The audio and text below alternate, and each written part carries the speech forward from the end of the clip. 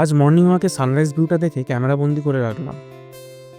বন্ধুদের আর বড়দের সবাইকেই গুড মর্নিং। আজ রবিবার, আর রবিবার মানেই খাওয়া দাওয়ার দিন।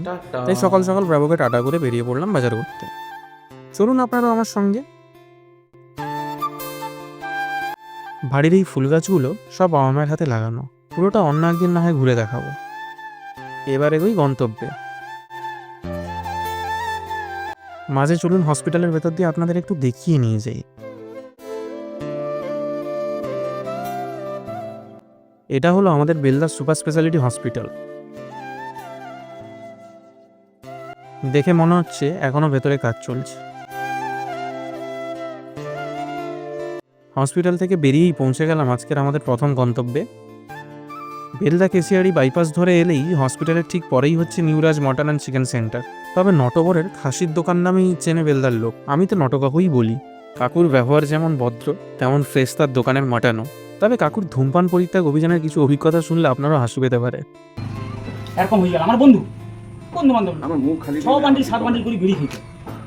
এই কই কি তার টোটালি আমি বিড়ি খাওয়াটাই বন্ধ করছি। যখন চেহারা কেমন জমা খায় বিড়ি খাওয়া বন্ধ করবো কিছু হয় এখন সব লজেন্স খায়। চেহারা এই যখন তখন জমা খারাপ হচ্ছে। তাহলে তুমি বন্ধ করে কি লাভ হলো?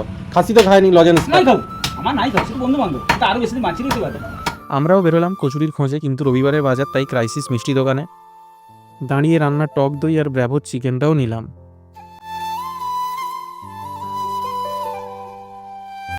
কচুরি কপালে না থাকায় ভাবলাম আজকে ইডলি সাম্বার দিয়েই কাজ চালাই।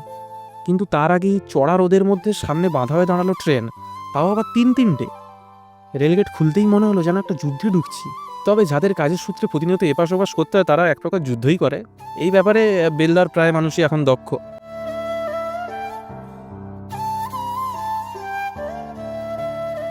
ইডলি নিয়ে চললাম বাড়ির দিকে। ফিরে আসতে যতক্ষণ আবার একটা ট্রেন। আমাদের বাড়ির নিচে দারোয়ান আবার সিকিউরিটি চেক না করে ওপরে উঠতে দেয় না।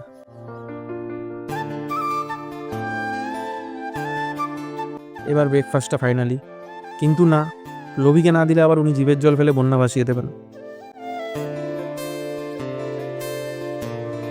এবার মটন ভালো করে ধুয়ে ম্যারিনেট করে রেখে দেওয়া হলো ফ্রিজে।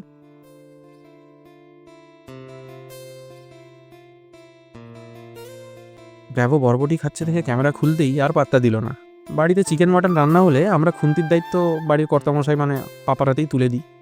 উনি রান্না করেন। উনি রান্না করেনই এত সুন্দর, না সত্যি ভালো। কথা বলতে বলতে ভাতও হয়ে গেল। এবার তেল গরম হতেই পেঁয়াজ কষিয়ে মশলা দিয়ে ঢেলে দেওয়া হলো মাটন।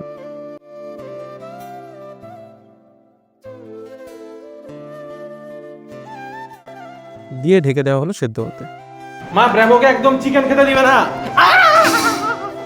ব্র্যাভোর খাওয়ার সময় কেউ খোঁচা দিলে ও এরমই রেগে যায়। কষা হয়ে গেছে, এবার জল ঢেলে চুপচাপ বসিয়ে রাখা হলো কিছুক্ষণ।